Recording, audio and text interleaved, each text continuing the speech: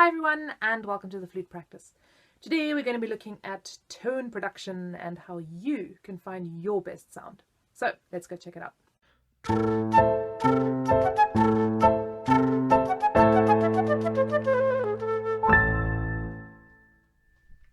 Starting point is to acknowledge that we all have our own sound. And this is so important. You know, we hear great players and we think, oh, they've got such a great sound. I wish I could sound like that. But no, you want to sound like you. Let's start by talking a little bit about where on the lip we place the flute. Nice and close, you can see if I use my finger, I think this is one of the clearest ways to show it. I want to leave a little bit of kind of flesh to go over, just over the tone hole. So I'm not going to put it too high up, there's no flesh left. I'm going to put it just a bit low so that it can kind of fold over like that. I tend to go higher than lower. Some people might be too low where there's too much of the lip covering the tone hole. Then you're also going to struggle to get a sound. You want to cover about a third of your tone hole, third to a quarter I think is the recommended amount. No more and no less. If your sound is very kind of airy and high and fluffy, you're probably covering too little. If it's kind of too dark and deep and maybe a bit flat, you're probably covering too much. Okay, so the next thing you want to check is where is your aperture forming, and the aperture is just really the hole that forms when you form your embouchure. You want to blow into your flute. That's your aperture. Now this doesn't have to be completely in the center. Everybody's lips are different, everyone's kind of muscles here are different, so it tends to either be in the middle or slightly off to one side, and that's okay. You just have to know where it's forming. So go into a mirror or into your recording device like I am, and just, I'm very boring, but a very perfectly centered one. Maybe yours is a bit off to the side, and that's okay. All it means is we have to make sure that when we're dealing with the flute, the aperture hole is lining up perfectly with the tone hole of the flute, that it's going straight through the center. So for me, because I'm very boring and centered, it is just going to be, and you can't see this very clearly, but I've got a kind of a perspiration stream forming straight through the middle. So blow into your flute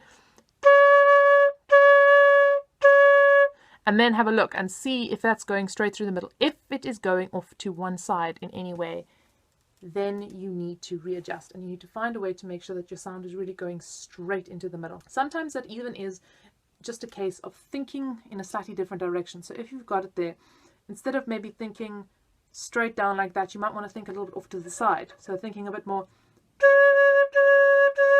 Experiment and play around with this. See where does it suddenly, wow, that's an amazing sound, that's my sound. Something I quite commonly see in many of my students is a embouchure that is either too tight or too loose. Often too tight, in fact. Most of my students, they have a tight embouchure. I ask them, did your teacher ever tell you to smile to form the embouchure? And you know, pretty much all of them say yes. I believe personally this is a very dangerous way of teaching the embouchure because it just invites complete and absolute tension. So when I play, I'm not playing like, I find I get tense cheeks, my sound goes sharp, it's, you know, I can't get the volume and the kind of power that I want. What I play with is a much more relaxed, almost thinking more of a kind of sad clown than a smile.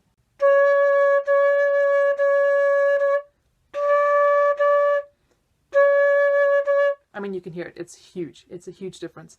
If you've got a very tight embouchure and you tight here, it is tricky to break this habit, but it can be done. And I think one of the first processes of doing this is just a real undoing thing. So completely loosen it, relax it, and almost, you know, pretend you're like a bit of a stupid flute, like.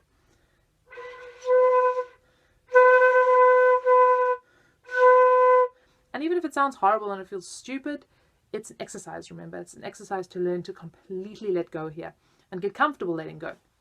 And surprisingly,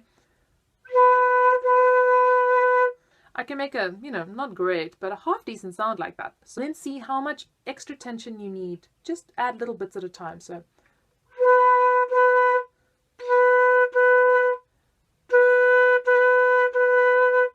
and you can do that on each note through the different octaves, just experimenting with that, but really spend a lot of your time just stupid flute. Also, what is really great is to kind of do these facial exercises, moving your face around like that. Those are also really great just to loosen this up, especially if you've been practicing for quite a while and you're feeling very tight. If you have pain in your cheeks, this is not normal. You're not supposed to have pain in your cheeks ever at any point. If you do, it is usually a sign of tension, too much tension. Air direction is really important when it comes to sound. We want to think about how our air is being directed and finding the exact right spot, which gives us that really nice focused sound as well. I like to think of this a little bit like a dartboard. So I want to kind of aim my airstream into the exact bullseye. I don't want to hit kind of somewhere around there. A really great exercise for this is note bending. I've done this in one of my other videos. I'm going to kind of link you to it. But maybe you can also just, on a simple level, just experimenting with changing the air direction. So thinking a bit more kind of over and across. And then thinking more down. So you drop the jaw and you're really thinking down into the flute. You can hear the flute gets a lot more body and a lot more kind of fullness of sound, which is what we're looking for. This actually works surprisingly well in the top registers as well. Everyone says, you've got to blow the air out on this top register. So I get kind of a thin sound, which is really nice if we want to do like, beginning of the pulang. But if we want really a full-bodied, strong sound, we want to think once again, and this sounds counterintuitive to what you've learned, and of course, we are actually changing the airspeed, that as well, but the air direction as you go up in the octaves, but to actually also still think down. So we're thinking,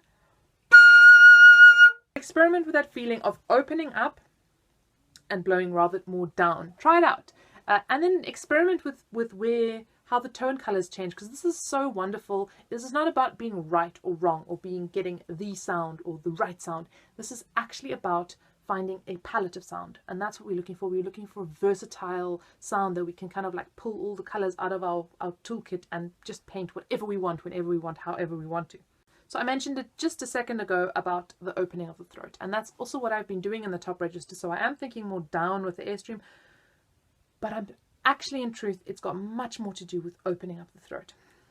When we have quite a closed throat, we kind of tend to have this kind of a thing. Very thin, very sharp, very kind of like stuck, and I'm holding here. When I think about opening the throat, and what I'm thinking about here is a kind of a yawning feeling in the back of my throat. So sometimes, usually I just start yawning, especially if I'm tired, which I am. If you're yawning, you're doing it right. It's great. Fabulous. You can think of almost like a hot potato in the back of your throat. So you want to open up your throat. You want to maybe think about the haw feeling again. So you're saying a haw vowel. That also really helps to open up. Singing and playing, I'm going to link you to that video again, is one of the greatest things you can do. So go check out that video and do it. The last important thing about sound is breathing and support. This makes such a big difference. If we're not supporting the sound, it doesn't matter what you're doing here, and it's all right and it's all correct. If you're not supporting properly, you just are not going to make the full sound that you can make. Okay, so we want to stand up against the wall. We want to feel like there's no space at the back here. So you want to start by saying ha. So ha. Now what's important is you don't want to let your stomach go in as you're saying the ha. So you don't want to kind of get a ha like that, but a ha out like that. And also you want to make sure that your back doesn't arch forward as you do it. It's going to want to, but you rather want to think of that back kind of going flat against the wall, giving that support from your back, which is amazing. It's really amazing. We're going to now try this with the instrument. So on a B, getting that back nicely against the wall.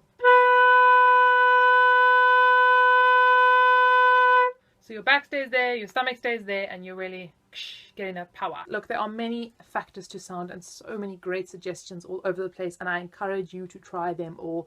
Do everything and anything you can kind of get your hands on, because the more we experiment, the more we play around, and the more we learn about it, the more exciting it gets. And the truth is that I think your sound is something that's going to change with you your whole life. I think it's something that grows with you as you grow. Sounding very philosophical. Let us know as usual how this is going. You can, send messages or write comments or find us on Facebook and Twitter. Remember, happy practicing and see you next time.